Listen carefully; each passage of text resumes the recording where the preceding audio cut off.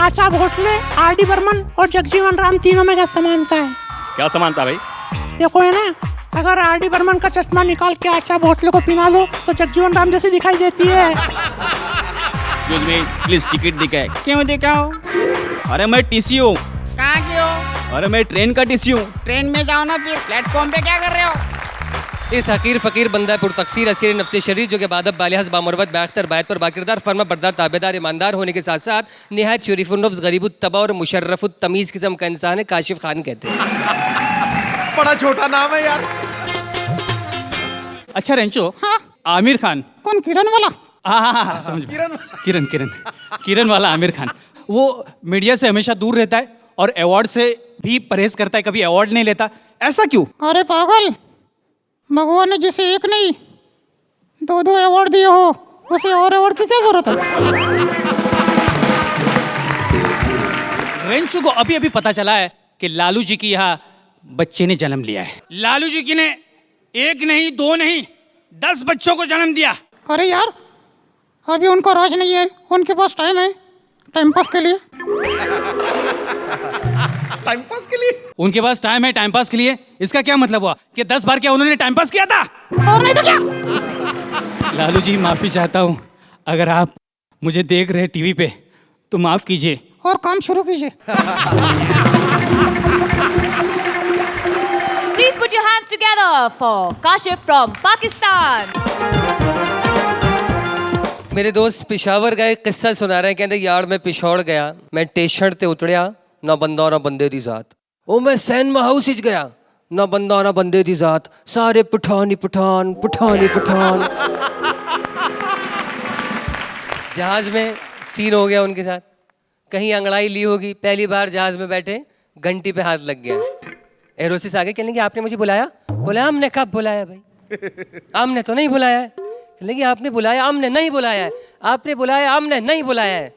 आपने ये बटन दबाया, अच्छा बटन दबाने से आ जाता है? जी, ये बटन घर पे लगवा ले। बहुत अच्छे, बहुत अच्छे। यहाँ आपने सोचा कि चलो पाकिस्तान कांटेक्ट रहेगा, कोई कनेक्शन ले लेते हैं सेल फोन का, तो मेरी नज़र एक बोर्ड पे पड़ी, एक औरत की तस्वीर बनी हुई थी और नीचे लिखा हुआ था सिर्फ 999 रुपए में उम्र भर के लिए। अच्छा मैं 1000 रख के लाया था, मैंने कहा चलो 1 रुपया तो बचेगा। किसी ने कहा अगर ये मिल गई तो 1 भी नहीं बचेगा। तू रहने वाला किधर का है? मैंने कहा सर मैं इस्लामाबाद, एबटाबाद, फारूकाबाद, फैसलाबाद, हरदोबाद, हाफजाबाद, हैदराबाद, जैकोबाद, जोहराबाद, याफ्ताबाद, मुस्तफाबाद, मुजफ्फराबाद, दूरीबाद, वजीराबाद, शोबाद, शफीबाद, सादगाबाद, वजीराबाद, शरकपुर, शिकारपुर, रानीपुर, रिसालपुर, आजमपुर, मेहरापुर, मीरपुर, करपुर, खायपुर, खानपुर, लागतपुर, हाजिरपुर, अलीपुर, फतेहपुर, देवालपुर, बसीरपुर, बावलपुर, अहमदपुर, दौलतपुर, दुनियापुर, कायदाबाद, लाठी, डिरेगरू, एडपुर, नाता खान, बलूच कॉलोनी।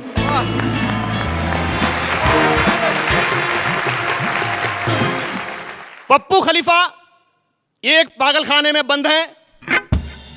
डॉक्टर साहब ने प्रवेश किया। डॉक्टर साहब ने पप्पू खलीफा से पूछा, अगर 2 4 5 सवाल मैं अगर तुमसे करूं तो उसका जवाब दोगे? पूछो ना, उसमें क्या? एक आदमी है, साइकिल पर जा रहा है, उसकी जगह किसी हाथी को बिठाना होगा तो कैसे बिठाएंगे? तो उसमें क्या यार, आदमी को उतारो और हाथी को बिठा दो, उसमें क्या दिक्कत क्या आ रही है डॉक्टर साहब?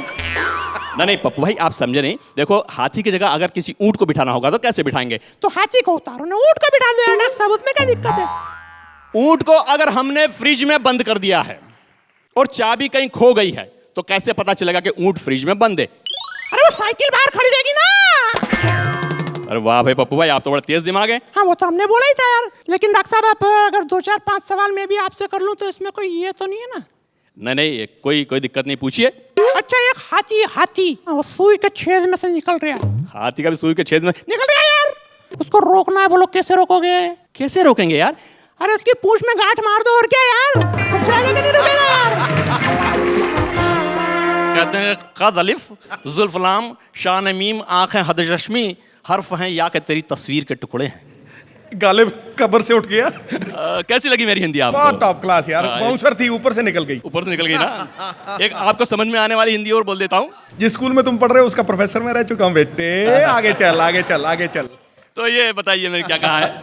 काव्य में कवि की रसाविष्ट काव्यात्मक रस दृष्टि शनै शनै बिंबों प्रतीकों संकेतों फंतासियों स्वप्नों दिवा स्वप्नों आदि की धारणाओं का अभिधानीकरण करती, तांत्रिक योगियों की मधुमती भूमिका पर विचरण करती, दार्शनिक अगुंठन में विलोपमान हो गई है।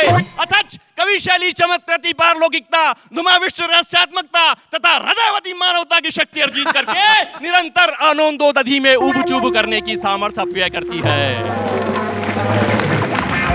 ये शेखर भाई ये हिंदी थी। कहा प्रोफेसर रह चुके हैं। प्रोफेसर साहब मुझे जरा समझाइए। नहीं, क्योंकि मैं हिंदी का प्रोफेसर रह चुका हूँ, फारसी का नहीं। ये फारसी थी। झूठ पकड़ने की मशीन लाई गई है, उसमें जो सच का दानव, जो सच का इंसान है, वो निकलकर झूठ बोलने वाले को एक तमाचा मारता था। शेखर जी मशीन पर खड़े हो गए। शेखर जी ने कहा, आई थिंक मुझे 5000 लतीफे आते हैं। अरे भाई मैं तो मजाक कर रहा था, मैं तो टेस्ट कर रहा था यार मशीन। सिद्धू जी मशीन पर खड़े हो गए। सिद्धू जी ने कहा, आई थिंक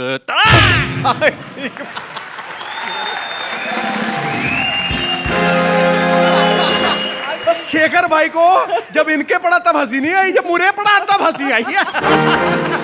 जब इन्हें पड़ा तो सबको हंसी आई। सावन के आते ही मुरझाए हुए फूल खिल जाते हैं, सावन के आते ही मुरझाए हुए फूल खिल जाते हैं। एसएमएस क्या सस्ते हुए तुम्हारे जैसे चिंदी चोर शायर रोज मिल जाते हैं।